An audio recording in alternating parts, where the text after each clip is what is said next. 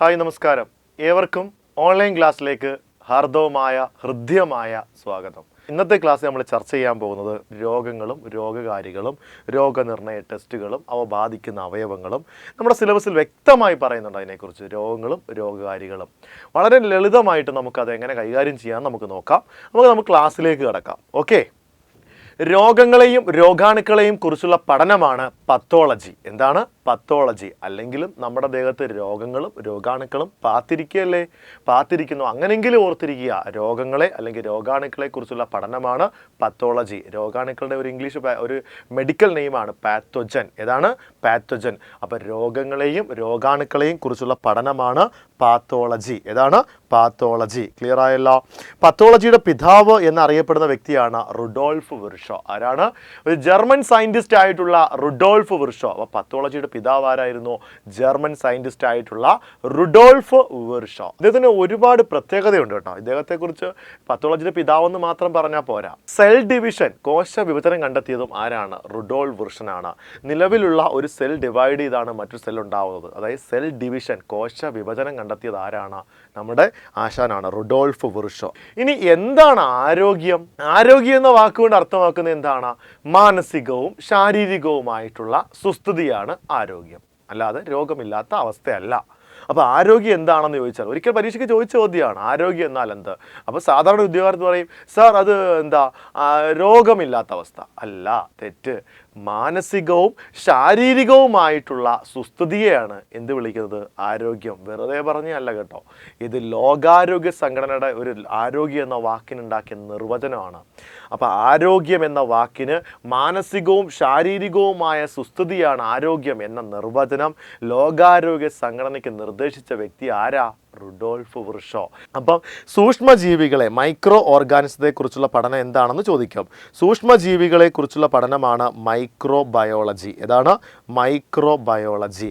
മൈക്രോബയോളജിയുടെ പിതാവാണ് Louis pastor. അപ്പോൾ എന്താണ്? സൂക്ഷ്മജീവികളെ കുറിച്ചുള്ള പഠനമാണ് microbiology. Bacteria, fungus, virus etcetera സൂക്ഷ്മജീവികൾ. അപ്പോൾ ഇവയെക്കുറിച്ചുള്ള പഠനമാണ് മൈക്രോബയോളജി. ആ മൈക്രോബയോളജിയുടെ പിതാവാരാ? Louis Pasteur. ക്ലിയർ ആയല്ലോ? നമ്മുടെ ലൂയി പാസ്റ്ററുടെ കണ്ടെത്തലുകൾ നമുക്ക് നോക്കാം. ലൂയി പാസ്റ്ററുടെ കണ്ടെത്തലുകൾ നമുക്ക് ഓർത്തിരിക്കുക ഒരു എളുപ്പ വഴിയുണ്ട്. കൊപ്ര എന്ന് ഓർത്തിരിക്കുക. നമുക്ക് മെമ്മറി ട്രിക്ക് ആണല്ലോ കൂടുതലും താല്പര്യം. കൊപ്ര എന്ന് ഓർത്തിരിക്കുക. കൊപ്ര. ഈ കൊപ്രയിലെ CO നമ്മൾ കോളറ വാക്സിനെ സൂചിപ്പിക്കുന്നു. അപ്പോൾ കോളറ വാക്സിൻ കണ്ടുപിടിച്ചത് ആരാണ്? ലൂയി പാസ്റ്റർ ആണ്. ക്ലിയർ ആയല്ലോ? അപ്പോൾ ലൂയി പാസ്റ്ററുടെ കണ്ടെത്തലുകൾ ഓർത്തിരിക്കാൻ എളുപ്പവഴി എന്താ? കൊപ്ര. എന്താണ്? കൊപ്ര. CO എന്ന് പറയുമ്പോൾ എന്താണ്? Cholera vaccine. ഏതാണ്? Cholera vaccine. P എന്ന് പറയുമ്പോൾ എന്താ? പാസ്ചറൈസേഷൻ. പാല് കേടുകൂടാതിരിക്കുന്ന അല്ലെ പാല് ശുദ്ധീകരിക്കുന്ന പ്രക്രിയയാണ് ഏതാ? പാസ്ചറൈസേഷൻ. ഏതാണ്? പാസ്ചറൈസേഷൻ. ക്ലിയർ ആയല്ലോ? ഇനി 6 വെച്ച് റാബീസ് വാക്സിൻ. 6 വെച്ച് എന്താണ്? Rabies vaccine. A വെച്ച് ആന്ത്രാക്സ് വാക്സിൻ. അപ്പം 3 വാക്സിനാണ് ഇദ്ദേഹം കണ്ടുപിടിച്ചേക്കുന്നത്. ഏതൊക്കെയാണ്? Cholera vaccine, rabies vaccine, anthrax vaccine. ഒപ്പം പാസ്ചറൈസേഷനും കണ്ടുപിടിച്ചു. എങ്ങനെ ഓർക്കാം? ലൂയി പാസ്റ്ററുടെ കണ്ടെത്തലുകൾ നമുക്ക് എങ്ങനെ ഓർക്കാം? കൊപ്ര. ഓർത്തിരിക്കാമല്ലോ? ഇനി പ്രധാനപ്പെട്ട സൂക്ഷ്മജീവികൾ ഏതാണെന്ന് നോക്കാം. ഏതൊക്കെയാ പ്രധാനപ്പെട്ട സൂക്ഷ്മജീവികൾ? നമുക്ക് നോക്കാം. വൈറസ്. ഏതാണ്? Virus, bacteria, fungus, protozoa etcetera. ഇതൊക്കെ എന്താണ്? സൂക്ഷ്മജീവികൾക്ക് ഉദാഹരണമാണ്. ഏതൊക്കെയാണ്? Virus, bacteria, fungus, protozoa etcetera. ഇതൊക്കെ സൂക്ഷ്മജീവികളാണ്. ക്ലിയർ ആയല്ലോ? ഇനി ഫംഗസിനെ കുറിച്ചുള്ള പഠനമാണ് എപ്പോഴും ചോദിക്കുന്നത്. തിരിഞ്ഞു പോകുന്നൊരു മേഖലയാണ് ഫംഗസും ആൽഗയും. ഫംഗസിനെ കുറിച്ചുള്ള പഠനമാണ് എന്താ? മൈക്കോളജി. ഇപ്പം ഞാൻ നിങ്ങളുടെ മുമ്പിൽ സംസാരിക്കുന്നത് ഈ ക്യാമറയ്ക്ക് മുമ്പിൽ നിന്ന് സംസാരിക്കുമ്പോൾ എൻ്റെ ഇവിടെ ഒരു മൈക്കുണ്ട്, കണ്ടില്ലേ? ഞാൻ ഇങ്ങനെ സംസാരിച്ച് തുപ്പലൊക്കെ തെറിപ്പിച്ച് ഈ മൈക്ക് നിറയും ഫംഗസാണ്. അപ്പം മൈക്കിൽ ഫംഗസ് എന്ന് ഓർത്തിരിക്കുക. ഫംഗസ്, മൈക്കിൽ. ഫംഗസിനെ കുറിച്ചുള്ള പഠനമാണ് മൈക്കോളജി. ഓർത്തിരിക്കാമല്ലോ?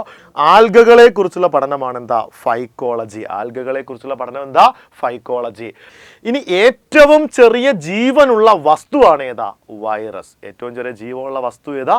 വൈറസ് ആണ്. ക്ലിയർ ആയല്ലോ? അപ്പോൾ ഏറ്റവും ചെറിയ ജീവനുള്ള വസ്തുവാണ് വൈറസ്. അപ്പോൾ ഒരു വസ്തു മാത്രം, ഒരു ബോഡി കിട്ടിയെങ്കിൽ മാത്രമേ ഇദ്ദേഹത്തിന് പ്രവർത്തിക്കാൻ പറ്റൂ. ക്ലിയർ ആയല്ലോ? അപ്പോൾ ഏറ്റവും ചെറിയ ജീവനുള്ള കോശമാണ് ഏതാ? ബാക്ടീരിയ. ഏറ്റവും ചെറിയ ജീവനുള്ള വസ്തു ഏതാണ്? വൈറസ്. നമ്മുടെ വൈറസിനെ കണ്ടുപിടിച്ച ആരാന്നറിയാമോ? ദിമിത്രി ഇവാനോവിസ്കി. വൈറസിനെ കണ്ടുപിടിച്ച ആരാണ്? വിസ്കി എന്നങ്ങ് ഓർത്താൽ മതി, ബ്രാൻഡി ഒന്നും വേണ്ട, വിസ്കി. അതെല്ലാവർക്കും അറിയാവുന്നൊരു പേരല്ലേ, വിസ്കി. Dmitry Ivanovsky. ബാക്ടീരിയ കണ്ടുപിടിച്ച ആരാന്നറിയാമോ? Anton van Leeuwenhoek. Anton van Leeuwenhoek. Clear ആയല്ലോ. ഇനി ബാക്ടീരിയ എന്ന വാക്കിൻ്റെ അർത്ഥം ചെറിയ വടി. ബാക്ടീരിയ എന്ന വാക്കിൻ്റെ അർത്ഥം ചെറിയ വടി എന്നാണെങ്കിൽ വൈറസ് എന്ന വാക്കിൻ്റെ അർത്ഥം എന്താണെന്ന് ചോദിക്കും. വിഷം. ഏതാണ്? വൈറസ് എന്ന വാക്കിൻ്റെ അർത്ഥം എന്താണ്? വിഷം. ക്ലിയർ ആയല്ലോ. അപ്പം ഏറ്റവും ചെറിയ ജീവനുള്ള കോശമാണ് ഏതാ? ബാക്ടീരിയ. ഏറ്റവും ചെറിയ ജീവനുള്ള കോശമാണ് ഏതാ? ബാക്ടീരിയ. ഏറ്റവും ചെറിയ ജീവനുള്ള വസ്തു ഏതായിരുന്നു? വൈറസ്. ഭൂമിയിൽ ഏറ്റവും വ്യാപകമായി കാണുന്ന ജീവിവർഗമാണ് ഏതാ? ബാക്ടീരിയ. വിഘടിപ്പിക്കാനൊക്കെ സഹായിക്കുന്ന, ഭൂമിയിൽ ഏറ്റവും കൂടുതൽ വ്യാപകമായി കാണുന്ന ഒരു ജീവിവർഗമാണ് ഏതാ? ബാക്ടീരിയ. ബാക്ടീരിയ കണ്ടെത്തിയത് ആര്? നമ്മൾ പറഞ്ഞതല്ലേ, ആന്റൺ വാൻ ലീവാൻ ഹുക്ക്. നോക്കിയേ, ആന്റൺ വാൻ ലീവാൻ ഹുക്ക്. അപ്പം ആദ്യമായി മൈക്രോസ്കോപ്പിലൂടെ സൂക്ഷ്മജീവികളെ നിരീക്ഷിച്ച വ്യക്തിയാണ് ആരാ? നമ്മുടെ ആന്റൺ വാൻ ലീവാൻ ഹുക്ക്. ഇദ്ദേഹം മൈക്രോസ്കോപ്പിലൂടെ പരിശോധിച്ചപ്പം അനക്കമുള്ള എന്തിനെയോ കണ്ട്. അതാണ് ബാക്ടീരിയ. ഏതാണ്? ആ കണ്ടതാണ് ബാക്ടീരിയ. അങ്ങനെ അദ്ദേഹം ബാക്ടീരിയ കണ്ടുപിടിച്ചു. ബാക്ടീരിയകളെ പ്രധാനമായും 4ആയി തിരിക്കാം. നമ്മുടെ ബാക്ടീരിയകളെ പ്രധാനമായി എത്രയായി തിരിക്കാം? 4ആയിട്ട് തിരിക്കാം. നമുക്ക് നോക്കാം എങ്ങനെയൊക്കെയാണെന്ന്. ബാക്ടീരിയകളെ ആകൃതിയുടെ അടിസ്ഥാനത്തിൽ 4ആയി തിരിക്കാം. അവയുടെ ഷേപ്പ് നമുക്ക് നോക്കാം. ഒന്ന് കോക്കസ്. ഏതാണ്? കോക്കസ്. മറ്റൊന്ന് ബാസിലസ്. മൂന്നാമത്തത് സ്പൈറില്ലം. നാലാമത്തത് വിബ്രിയോ. ഗോളാകൃതിയിൽ റൗണ്ട് ഷേപ്പിൽ കാണുന്ന ബാക്ടീരിയ ആണ് ഏതാ? ഗോളാകൃതിയിൽ കാണുന്ന ബാക്ടീരിയ ആണ് ഏതാ? കോക്കസ്. റോഡ് ഷേപ്പിൽ കാണുന്ന ബാക്ടീരിയ ആണ് ഏതാ? ബാസിലസ്. റോഡ് ഷേപ്പിൽ ദണ്ഡാകൃതിയിൽ കാണുന്ന ബാക്ടീരിയ ആണ് ഏതാ? ബാസിലസ്. സ്പ്രിങ്ങിന്റെ ആകൃതിയിൽ കാണുന്ന ബാക്ടീരിയ ആണ് ഏതാ? സ്പൈറില്ലം. പേര് പോലെ സ്പ്രിങ് പോലെ കാണുന്ന ബാക്ടീരിയ ആണ് ഏതാ? സ്പൈറില്ലം. കോമ ഷേപ്പിൽ കാണുന്ന ബാക്ടീരിയ ആണ് ഏതാ? വിബ്രിയോ. കോമ ഷേപ്പിൽ കാണുന്ന ബാക്ടീരിയ ആണ് ഏതാ? വിബ്രിയോ. ക്ലിയർ ആയല്ലോ. ബാക്ടീരിയ ഡിവൈഡ് ചെയ്യുന്നത്, ബാക്ടീരിയ പെരുകുന്നത് എങ്ങനെയാണെന്ന് ചോദിച്ചാൽ വിഭജനം വഴിയാണ്. ബാക്ടീരിയ പെരുകുന്നത് എങ്ങനെയാണ്? വിഭജനം വഴിയാണ്. ബൈനറി ഫിഷൻ വഴിയാണ്. ക്ലിയർ ആയല്ലോ. ബാക്ടീരിയക്ക് പെരുകാൻ അനുകൂലമായ ഊഷ്മാവ് 37 ഡിഗ്രി സെൽഷ്യസ്. എന്ത് നമ്മുടെ ബോഡിയുടെ ടെമ്പറേച്ചറുമായി സാമ്യമില്ലേ? നല്ല സ്യൂട്ടബിൾ ടെമ്പറേച്ചർ അല്ലേ പെരുകാൻ? അപ്പോൾ ബാക്ടീരിയക്ക് പെരുകാൻ അനുകൂലമായ ഊഷ്മാവാണ് എത്ര? 37 ഡിഗ്രി സെൽഷ്യസ്. 100 ഡിഗ്രി സെൽഷ്യസ് നശിക്കാത്ത ബാക്ടീരിയ ഉണ്ട്. 100 ഡിഗ്രി സെൽഷ്യസ് നശിക്കാത്ത ബാക്ടീരിയയ്ക്ക് വിളിക്കുന്ന പേരാണ് എൻഡോസ്പോറുകൾ. യഥാർത്ഥത്തിൽ അങ്ങനെ ഒരു ബാക്ടീരിയ ഇല്ല, ഇതൊരു അവസ്ഥയാണ്. പക്ഷെ PSC പരീക്ഷയ്ക്ക് ചോദിക്കുമ്പോൾ 100 ഡിഗ്രി സെൽഷ്യസ് നശിക്കാത്ത ബാക്ടീരിയയുടെ പേരെന്താ? എൻഡോസ്പോറുകൾ. ക്ലിയർ ആയല്ലോ. എൻഡോസ്പോറുകൾ. ഉപ്പുവെള്ളത്തിൽ ജീവിക്കുന്ന ബാക്ടീരിയയുടെ പേരെന്ത്? ഉപ്പുവെള്ളത്തിൽ ജീവിക്കുന്ന ബാക്ടീരിയയാണ് ഹാലോഫൈലുകൾ. ഹാലോഫൈറ്റുകളല്ല കേട്ടോ, ഹാലോഫൈലുകൾ. ശ്രദ്ധിച്ചു നോക്കുക, ഹാലോഫൈലുകൾ. ഉപ്പുവെള്ളത്തിൽ ജീവിക്കുന്ന ബാക്ടീരിയയുടെ പേരാണ് എന്താ? ഹാലോഫൈലുകൾ. ക്ലിയർ ആയല്ലോ. ഓക്കെ ആണല്ലോ. ഉയർന്ന താപനിലയിൽ ജീവിക്കാൻ കഴിവുള്ള ബാക്ടീരിയ ഏതാണെന്ന് നമുക്ക് നോക്കാം. ഉയർന്ന താപനിലയിൽ ജീവിക്കാൻ കഴിവുള്ള ബാക്ടീരിയയ്ക്ക് വിളിക്കുന്ന പേരാണ് എന്താ? തെർമോ അസിഡോഫിൽ. ഏതാണ്? ഉയർന്ന ഹൈ ടെമ്പറേച്ചറിൽ ജീവിക്കാൻ കഴിവുള്ള ബാക്ടീരിയയുടെ പേരാണ് എന്താ? തെർമോ അസിഡോഫിൽ. ഇനി ഏതൊരു വസ്തു അഴുകാനും ജീർണിക്കാനും പുളിക്കാനും കാരണമായ സൂക്ഷ്മാണു ഏതാണ്? ബാക്ടീരിയ ആണ്. എന്ത് വസ്തു അഴുകാനും ജീർണിക്കാനും നാറാനും പുളിക്കാനും കാരണമായ സൂക്ഷ്മാണു ഏതാണ്? ബാക്ടീരിയ. നമുക്ക് നോക്കാം. പാല് പുളിച്ച് വേണം തൈരാവാൻ. പാല് പുളിച്ച് തൈരാവാൻ കാരണമായ സൂക്ഷ്മാണു ഏതാ? ഞാൻ പറഞ്ഞില്ലേ, അഴുകാനും ജീർണിക്കാനും നാറാനും പുളിക്കാനും ഒക്കെ കാരണം ഏതാണ്? ബാക്ടീരിയ ആണ്. അപ്പോൾ പാല് പുളിച്ച് തൈരാവാൻ കാരണമായ സൂക്ഷ്മാണുവാണ് ബാക്ടീരിയ. ഏത് ബാക്ടീരിയ? ലാക്ടോബാസിലസ് എന്ന ബാക്ടീരിയ. ലാക്ടോബാസിലസ് എന്ന ബാക്ടീരിയ. അതുപോലെ വിയർപ്പ് നാറ്റത്തിന് കാരണമായ സൂക്ഷ്മാണു, അതും ഏതാണ്? ഈ പറയുന്ന ബാക്ടീരിയ ആണ്. ശരീര ദുർഗന്ധത്തിന് കാരണമായ സൂക്ഷ്മാണു ഏതാണ്? ബാക്ടീരിയ. നമ്മൾ പറഞ്ഞല്ലോ, ജീർണിക്കാനും അഴുകാനും പുളിക്കാനും കാരണം ഏതാണ്? ബാക്ടീരിയ. അപ്പോൾ പാല് പുളിച്ച് തൈരാവാൻ കാരണമായ സൂക്ഷ്മാണു ബാക്ടീരിയ ആണ്. ശരീര ദുർഗന്ധത്തിന് കാരണം അല്ലെ വിയർപ്പ് നാറ്റത്തിന് കാരണം ഏതാണ്? ബാക്ടീരിയ. കടൽ മലിനീകരണം തടയാൻ വികസിപ്പിച്ചെടുത്തൊരു ബാക്ടീരിയയുടെ പേരാണ് സൂപ്പർ ബഗുകൾ. അപ്പോൾ കടൽ എണ്ണ കലർന്നുണ്ടാകുന്ന മലിനീകരണം തടയാൻ ഉപയോഗിക്കുന്ന ജനിതക മാറ്റം വരുത്തിയ ബാക്ടീരിയയുടെ പേരാണ് സൂപ്പർ ബഗുകൾ. ഇനി എന്താണ്? പയറുവർഗ ചെടിയുടെ വേരിൽ കാണുന്ന ബാക്ടീരിയ ഏതാണ്? റൈസോബിയം. പയറുവർഗ ചെടിയുടെ വേരിൽ കാണുന്ന നൈട്രജൻ സ്ഥിരീകരണ ബാക്ടീരിയ ആണ് ഏതാ? റൈസോബിയം. അപ്പം നിങ്ങളൊരു കാര്യം ആലോചിക്കണം, സസ്യങ്ങളുടെ വളർച്ചയ്ക്ക് ആവശ്യമായ മൂലകമാണ് നൈട്രജൻ. ഏതാണ്? നൈട്രജൻ. അന്തരീക്ഷ വായുവിൽ ഏറ്റവും കൂടുതലുള്ള മൂലകം അല്ലെങ്കിൽ വാതകം ഏതാണ്? നൈട്രജൻ ആണ്. അന്തരീക്ഷ വായുവിൽ ഏറ്റവും കൂടുതലുള്ള മൂലകം അത് വാതക രൂപത്തിലാണ് കാണപ്പെടുന്നത്. അപ്പം മൂലകം എന്നോ വാതകം എന്നോ പറയാം. സസ്യങ്ങളുടെ വളർച്ചയ്ക്ക് ആവശ്യമായിട്ടുള്ള ഒരു മൂലകമാണ് നൈട്രജൻ. പക്ഷേ അന്തരീക്ഷ വായുവിൽ നിന്നും നേരിട്ടും ഈ പറയുന്ന നൈട്രജനെ സ്വീകരിക്കാനുള്ള കഴിവ് ഒരു സസ്യങ്ങൾക്കും ഇല്ല. അപ്പോൾ പിന്നെ എന്ത് ചെയ്യും? അന്തരീക്ഷ നൈട്രജനെ മണ്ണിലെ നൈട്രേറ്റ് ആക്കി കിട്ടിയാൽ ഈ സസ്യങ്ങൾ വേരുപയോഗിച്ച് വലിച്ചെടുക്കും. മനസ്സിലാവുന്നുണ്ടല്ലോ? അതുപോലെ സ്വപോഷികളായ ബാക്ടീരിയക്ക് ഉദാഹരണം ചോദിക്കും. ഏതാണ്? Sulphur bacteria. സ്വപോഷികളായ ബാക്ടീരിയക്ക് ഉദാഹരണമാണ് ഏതാ? Sulphur bacteria. ക്ലിയർ ആയല്ലോ?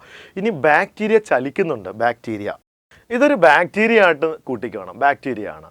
ഈ ബാക്ടീരിയക്ക് എന്തുണ്ട്? ഫ്ലജല്ലകളുണ്ട്. എന്തുണ്ട്? ഫ്ലജല്ലകളുണ്ട്. അപ്പോൾ ബാക്ടീരിയയുടെ ചലനത്തിന് സഹായിക്കുന്ന ഭാഗമാണ് ഏതാ? ഫ്ലജല്ല. ഏതാണ്? ഫ്ലജല്ല. പുതുമഴ പെയ്യുമ്പം ഒരു ഗന്ധം വരത്തില്ലേ? മണ്ണിനൊരു മണം വരും. മണ്ണിനൊരു ചെറിയ ഗന്ധമുണ്ട്. പുതുമഴ പെയ്യുമ്പോൾ മണ്ണിന് ഒരു മണത്തിന് കാരണമായ ബാക്ടീരിയ ആക്ടിനോമൈസൈറ്റുകൾ. ഏതാണ്? ആക്ടിനോമൈസൈറ്റുകൾ. ഏതാണ്? പുതുമഴ പെയ്യുമ്പോഴുള്ള മണ്ണിനൊരു മണം ഉണ്ടാകുന്നുണ്ട്. അതിന് കാരണമായ ബാക്ടീരിയ ഏതാണെന്ന് ചോദിച്ചാൽ ആക്ടിനോമൈസൈറ്റുകൾ. ഏതാണ്? ആക്ടിനോമൈസൈറ്റുകൾ. ക്ലിയർ ആയല്ലോ? ഇത്രയും കാര്യങ്ങൾ മനസ്സിലായല്ലോ? മുമ്പോട്ട് പോവാം. ഭക്ഷ്യ വിഷബാധയ്ക്ക് കാരണമായ ബാക്ടീരിയ ഏത്? അങ്ങനെ ചോദിക്കും. ഭക്ഷ്യ വിഷബാധയ്ക്ക് ഫുഡ് പോയ്സണ് കാരണമായിട്ടുള്ള ബാക്ടീരിയ എന്ന് ചോദിച്ചാൽ ഏതാണ്? Clostridium botulinum. ഏറ്റവും വലിയ ബാക്ടീരിയ എന്ന് ചോദിക്കുക. ഏറ്റവും വലിയ ബാക്ടീരിയ നോക്കിയേ, ബോർഡിലേക്ക് നോക്കിയേ. ഏറ്റവും വലിയ ബാക്ടീരിയ പേരെന്താ? തയോ മാർഗരിറ്റ നമീബിയൻസ്. ഏതാണ്? തയോ മാർഗരിറ്റ നമീബിയൻസ്. സൂക്ഷ്മജീവികളിലെ കോമാളി എന്നാണ് വിളിക്കുന്നത്. ആരെയാണെന്നറിയാമോ? മൈക്കോപ്ലാസ്മ. ഏറ്റവും ചെറിയ കോശം, ഭൂമിയിലെ ഏറ്റവും ചെറിയ കോശം, ഏറ്റവും ചെറിയ കോശമായിട്ടുള്ള മൈക്കോപ്ലാസ്മ എന്ന ബാക്ടീരിയ ഇനം ഒരു ഗ്രൂപ്പാണ്, ഒരുതരം ബാക്ടീരിയ ഗ്രൂപ്പാണ് മൈക്കോപ്ലാസ്മ. ഏറ്റവും ചെറിയ മൈക്കോപ്ലാസ്മ ഏതാണെന്നറിയാമോ? PPLO. ഏതാണ്? PPLO. ഇന്ന് പഠിപ്പിച്ച ഈ കാര്യങ്ങളെല്ലാം നിങ്ങൾക്ക് മനസ്സിലായി എന്ന പ്രതീക്ഷയോടുകൂടി ഞാൻ ഇവിടെ നിർത്തുകയാണ്. ഇത്രയും പറഞ്ഞ കാര്യങ്ങൾ നന്നായിട്ട് കണ്ടും കേട്ടും പഠിച്ച് മനസ്സിലാക്കി നല്ല വൃത്തിയെ പഠിച്ചിരിക്കുക. ഓക്കെ ആണല്ലോ? വീണ്ടും നമുക്ക് അടുത്ത എപ്പിസോഡിൽ കണ്ടുമുട്ടാം. നന്ദി, നമസ്കാരം.